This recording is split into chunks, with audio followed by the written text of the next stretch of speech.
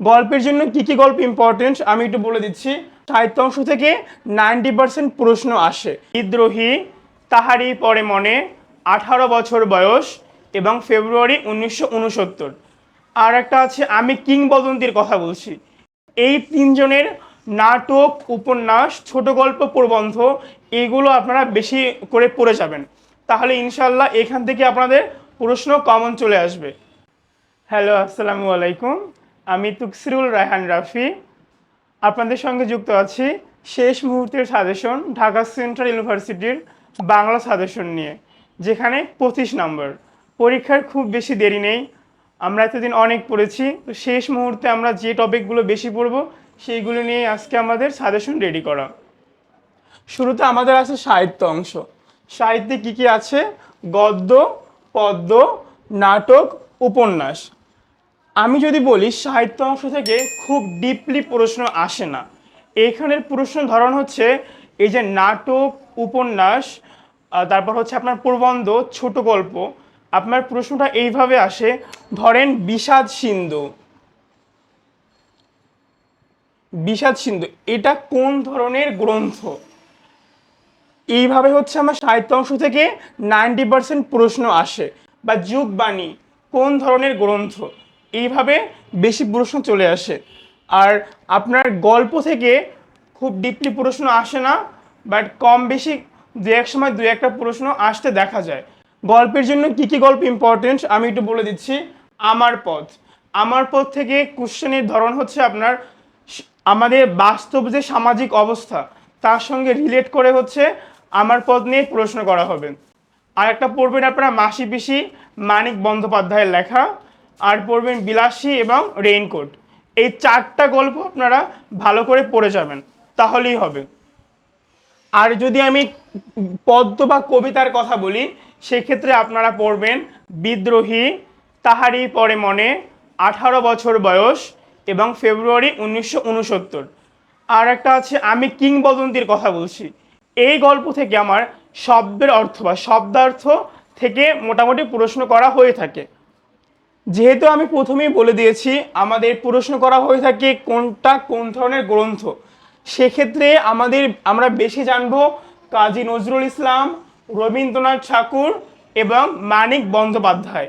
এই তিনজনের নাটক, উপন্যাস, ছোট গল্প, প্রবন্ধ এগুলো আপনারা বেশি করে পড়ে যাবেন, তাহলে ইনশাল্লাহ এখান থেকে আপনাদের প্রশ্ন কমন চলে আসবে। মনে থাকবে সবার আপনাদের? ওকে, এবার চলে আসছি আমরা নাটক এবং উপন্যাস। এই নাটক এবং উপন্যাস থেকে বেশি আসে হচ্ছে উক্তি। আমরা কাকে কথা বলা হয়েছে, ধরেন প্রশ্ন আসলো ব্রিটিশ সিংহ ভয়ে লেজ গুটিয়ে পালিয়ে গেল, এটা কে বলল? বা যত বড় মুখ নয় তত বড় কথা, এই লাইনে মুখ দ্বারা কি বোঝানো হয়েছে? এখানে দুই রকম প্রশ্ন আসে। একটা হচ্ছে উক্তি, আর একটা হচ্ছে নাটক উপন্যাসে যে লাইনগুলো আছে যারা বলেছে সেই লাইনটার একটা ছোট অংশ দ্বারা কি বোঝানো হয়েছে, এইটুকু আপনারা খেয়াল রাখবেন। তো কি আমাদের নাটক এবং উপন্যাস থেকে তাহলে আমরা কি বেশি করে পড়বো? আমরা বেশি পড়বো উক্তি, এবং আমরা পড়বো হচ্ছে এই লাইন দ্বারা কি বলা হয়েছে বা কাকে কিভাবে সম্বোধন করা হয়েছে। সাহিত্য অংশ থেকে সেন্ট্রাল ইউনিভার্সিটিতে খুব বেশি একটা প্রশ্ন আসে না, যত প্রশ্ন আসে হচ্ছে গ্রন্থ এবং উক্তি থেকে। আচ্ছা, এবার আসি আমরা ব্যাকরণ অংশ থেকে। ব্যাকরণ অংশ থেকে সব থেকে বেশি প্রশ্ন করা হয়ে থাকে, যার ভিতরে ভেরি ভেরি ইম্পর্টেন্ট হচ্ছে সমাস। সমাস থেকে প্রশ্ন 100% আসবে। তার ভিতরে সমাসের হচ্ছে আমাদের অনেকগুলো প্রকারভেদ আছে, তাই না? তো সবগুলো দেখুন শেষ মুহূর্তে পড়ার দরকার নয়, আর পড়তে হবেও না আপনাদের। আপনারা পড়বেন শুধু কর্মধারায় সমাস, তৎপুরুষ সমাস এবং বহুব্রীহি সমাস। এই তৎপুরুষ সমাস এবং বহুব্রীহি সমাস এটা জাস্ট নর্মালভাবে এই দুইটার সিম্পল জেনে যাবেন। কিন্তু কর্মধারায় সমাসকে যে ভাগ করা হয়েছে 4 ভাগে, উপমান, উপমিত, রূপক এবং মধ্যপদলোপী কর্মধারায়, এই কর্মধারায় সমাসের 4টা প্রকারভেদ আপনারা জেনে যাবেন। এবং 95% ইম্পর্টেন্ট হচ্ছে এই কর্মধারায় সমাস। এখান থেকে প্রশ্ন আসার সম্ভাবনা 95% কর্মধারায়। তারপর বাকি আছে আমার তৎপুরুষ এবং বহুব্রীহি, এখান থেকে কম বেশি হয়ে থাকে, কিন্তু সব থেকে বেশি আসে আমার কর্মধারায় সমাস থেকে। তো সমাস থেকে আমার একটা প্রশ্ন আসবে, বা কখনো কখনো দুইটাও দেখা যায়, একটা কি দুইটা প্রশ্ন চলে আসবে, এটা আপনারা এখনই মাথায় সেট করে রাখেন। এরপর আমার কি আসে, উচ্চারণ। উচ্চারণ থেকে আপনার মাস্ট মাস্ট বি প্রশ্ন আসবে। তারপর কি অনুবাদ। অনুবাদ থেকে কখনো দুইটা আসে, কখনো তিনটা প্রশ্ন আসে। এখানে যতগুলো টপিক আছে, প্রত্যেকটা টপিক থেকে আপনার প্রশ্ন 100% শিওর আসবেই আসবে। তারপর আছে কি উপসর্গ। উপসর্গের ক্ষেত্রে ভেরি ভেরি ইম্পর্টেন্ট হচ্ছে বিদেশি উপসর্গ, ভেরি ভেরি ইম্পর্টেন্ট বিদেশি উপসর্গ। এবং তার পাশাপাশি আপনি ফার্সি উপসর্গটাও দেখে যাবেন, কিন্তু উপসর্গের জন্য সব থেকে ভেরি ভেরি ইম্পর্টেন্ট হচ্ছে বিদেশি উপসর্গ। পরীক্ষায় আসতে পারে নিচের কোনটি বিদেশি উপসর্গ, বা একটা শব্দ দিয়ে এটা কোন ধরনের উপসর্গ। এখন উপসর্গে আরও কিছু ভাগ আছে, তাই না? দুইটা ভাগ এখানে আমি নিয়ে আসছি, একটা হচ্ছে বাংলা উপসর্গ, আর একটা হচ্ছে সংস্কৃত উপসর্গ। এইখান থেকে প্রশ্ন কিভাবে হয়, বাংলা এবং সংস্কৃত থেকে দুইভাবে হতে পারে। একভাবে আসে যে নিচের কোনটি বাংলা উপসর্গ, বা নিচের কোনটি সংস্কৃত উপসর্গ। এটা হচ্ছে আমার একটা প্যাটার্ন। আর একটা প্যাটার্নে প্রশ্ন আসে আমার, যে এই যে বাংলা উপসর্গতে অনেকগুলা প্রকারভেদ আছে, ভাগ আছে, সংস্কৃতের অনেকগুলা প্রকারভেদ এবং ভাগ আছে। ধরেন কোশ্চেন আসলো, প্রশ্ন আসলো যে কদবেল শব্দটি কি অর্থে বোঝানো হয়েছে, বা উপজেলা শব্দটি কি অর্থে বোঝানো হয়েছে, বা পাতিহাস শব্দটি কি অর্থে বোঝানো হয়েছে। তো উপসর্গ থেকে আমার তিন প্যাটার্নের কোশ্চেন আসতে পারে। একটা হচ্ছে নিচের কোনটি বিদেশি উপসর্গ, বা এটা কোন ধরনের উপসর্গ, কোনটি বাংলা কোনটা সংস্কৃত, বা এই শব্দটি দ্বারা কি বোঝানো হয়েছে, এটা হচ্ছে আপনারা পড়বেন।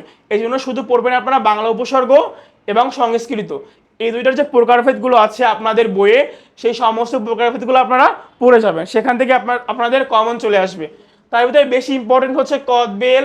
আচ্ছা, কদবেল পাতিহাস, যেমন নিমিত্ত অর্থে কি বোঝায়, বা ছোট অর্থে কি বোঝায়, সমীপ্য অর্থে কি বোঝায়, এই তিনটা হচ্ছে বেশি গুরুত্বপূর্ণ। নিমিত্ত, ছোট বা ক্ষুদ্র, এবং সমীপ্য, এই তিনটা হচ্ছে বেশি গুরুত্বপূর্ণ। এরপরে 5 নম্বরে আসি আমরা, শব্দ ভান্ডার। আমাদের অনেক ধরনের শব্দের একটা ভান্ডার আছে, তাই না? তার ভিতরে আমরা বেশি পড়বো দেশি দেশি শব্দগুলো, যেমন কুলা যেগুলো আছে এগুলো আপনারা সবাই জানেন। আচ্ছা, দেশি এবং বিদেশি এই দুইটার উপর আমরা বেশি ফোকাস রাখবো শব্দ ভান্ডারের ক্ষেত্রে। কি কি পড়বো আমরা, দেশি শব্দ এবং বিদেশি শব্দ। আচ্ছা, আর একটা শব্দ আছে, সেটার নাম হচ্ছে তৎসম শব্দ। যদিও তৎসম শব্দ মোটামুটি খুবই কম আসে, কিন্তু এটা মনে রাখার একটা উপায় হচ্ছে, মনে রাখবেন আপনারা, সাধু ভাষার 85% শব্দই হচ্ছে তৎসম শব্দ। আপনি শুধু ভালোভাবে দেশি এবং বিদেশি শব্দ পড়ে যান, আর শুধু মনে রাখবেন আপনারা যে সাধু ভাষাগুলো আছে, সেই সাধু ভাষার 85% শব্দই হচ্ছে আমাদের তৎসম শব্দ। তাহলে আমার তৎসম যে শব্দগুলো আছে সেগুলো আলাদা করে মনে রাখার কোনো প্রশ্নই আসে না, মনে থাকবে সবার? ওকে।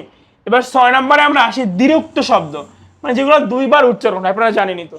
দ্বিরুক্ত শব্দের ভিতরে আপনারা সব পড়বেন না, কি কি পড়বেন, কোনটি দ্বারা আধিক্যতা বোঝানো হয়েছে, কোনটি দ্বারা পৌনঃপুনিকতা বোঝানো হয়েছে, কোনটি দ্বারা ভাবের প্রকারতা বোঝানো হয়েছে।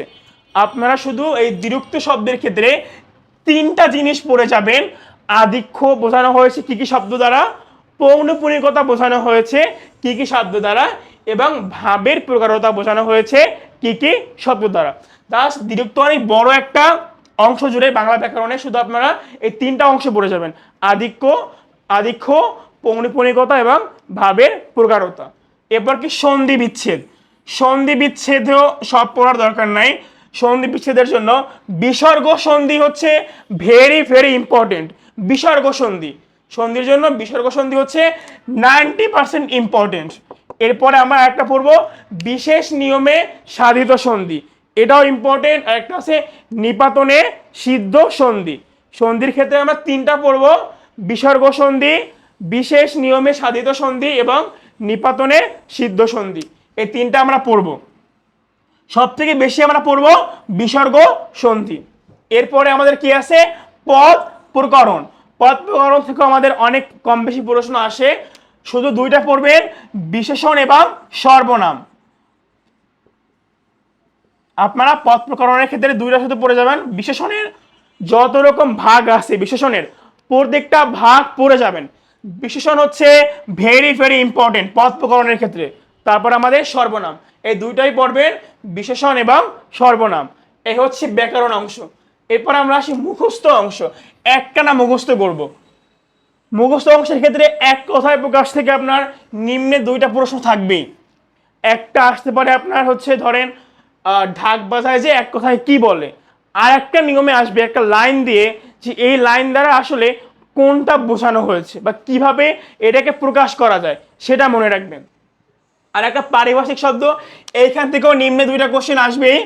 এবার বাগধারা থেকে একটা কোশ্চেন আসবে এবং সমার্থক থেকে একটা বা দুইটা প্রশ্ন আসবে।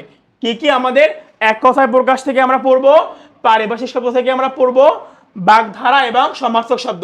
এই যে চারটা টপিক আমি লিখলাম মুখস্থর জন্য, একটানা মুখস্থর জন্য, এই চারটা থেকে আপনার নিম্নে 5-6টা কোশ্চেন আপনার পরীক্ষায় আসবে। ও আচ্ছা, আর একটা কথা বাকি ছিল আমার, ব্যাকরণের ক্ষেত্রে আরেকটা জিনিস পড়ে যাবেন আপনারা, বাক্য রূপান্তর। সরল, জটিল, যৌগিক, কোনটা কোন বাক্য। কখনো বাক্যের পরিবর্তন আসে, কখনো বলে এটা কোন বাক্য, বাট বেশি এইটা আসে একটা লাইন দিয়ে যে এটা আসলে কি বাক্য বা কোন ধরনের বাক্য বোঝানো হয়েছে। তো এই ছিল হচ্ছে আমাদের আজকের সাজেশন, 3টা পাঠ করা, সাহিত্য অংশ, একটানা মুখস্থ এবং ব্যাকরণ অংশ। এই 3টা অংশে আমার এই বোর্ডে যা যা দেওয়া আছে জাস্ট এইটুকু পড়লেই আপনারা 25-এর ভিতরে অনেক ভালো একটা স্কোর করবেন ইনশাআল্লাহ। আর আপনারা ব্যাকরণগুলো পড়ার ক্ষেত্রে অবশ্যই নবম দশম শ্রেণীর বাংলা ব্যাকরণ বই বেশি পড়বেন, ক্লাস 9 এবং 10-এর ব্যাকরণ বইটা আপনারা বেশি ফলো করবেন। তো আল্লাহ হাফেজ, সবাই ভালো থাকেন, সুস্থ থাকেন, অল দ্য বেস্ট। দেখা হবে বিজয় ইনশাল্লাহ।